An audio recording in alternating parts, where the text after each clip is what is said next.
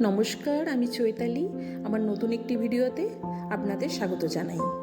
আজ গণেশ পুজো, ভাবলাম ভুবনেশ্বরে এসে একটু নিজের মতন করে পুজো করি। ঠাকুরকে আগে স্নান করিয়ে তারপর গাঁদা ফুল দিয়ে এইভাবে আমি সাজিয়েছি। ধূপ ধুনা দিচ্ছি। আমি সেভাবে পুজো করিনি, কারণ আমি সেভাবে জানিই না। নিজের মতন করে জাস্ট একটু করছি। আগের দিন রাতে আমি আর ঈশান গিয়ে একটা মিষ্টির দোকান থেকে ঠাকুরের জন্য এই মোদকগুলো এনেছি। এই যে প্রদীপ দেখাচ্ছে ঠাকুরকে।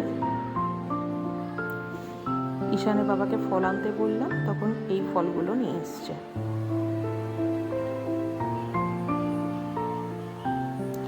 গণপতি বাপ্পা মোরিয়া, মঙ্গল মূর্তি মোরিয়া।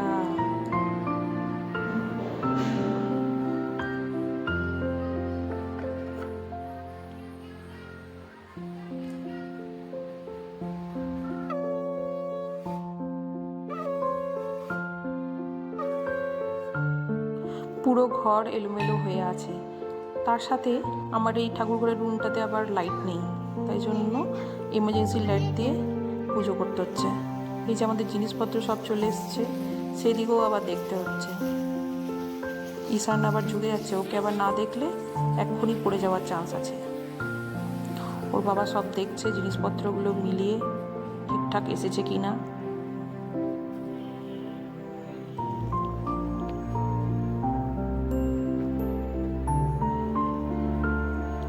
তারই মাঝে আমি পুজো করছি।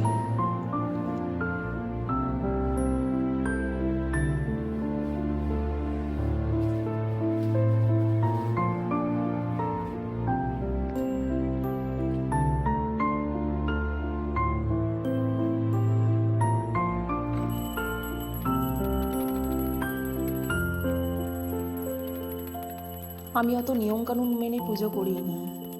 আমি যেমন জানি আমি সেইভাবেই একটু পুজো করলাম।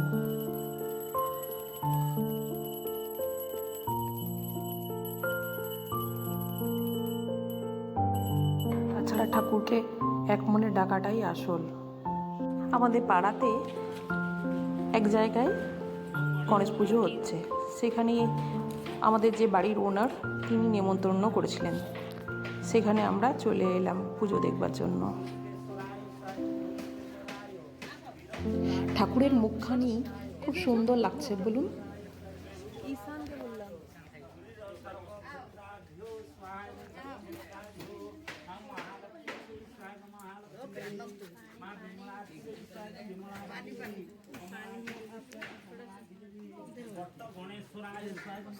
এই যে পুরোহিত মশাই পুজো করছেন, আমরা সবাই এখানে এসে গেছি। খুব মজা হচ্ছে, অনেকেই এসেছে এখানে পাড়ার। ঘরের মধ্যে একটা ফাঁকা জায়গায় এইভাবে পুজো হচ্ছে।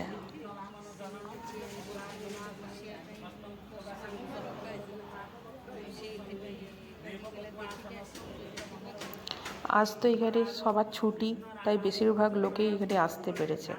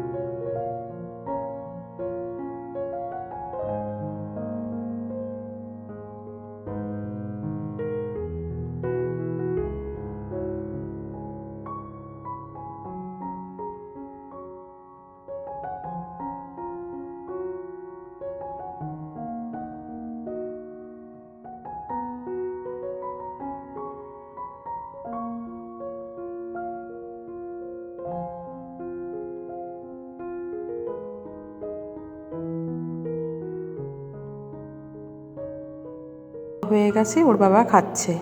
আজ দিনটা খুব ভালো কাটলো। আপনাদের কেমন লাগলো ভিডিওটা অবশ্যই কমেন্টে জানাবেন। ভিডিওটি ভালো লাগলে লাইক, কমেন্ট আর সাবস্ক্রাইব করবেন। আজ এই পর্যন্তই, দেখা হচ্ছে পরের একটি ভিডিওতে। ভালো থাকবেন, সুস্থ থাকবেন।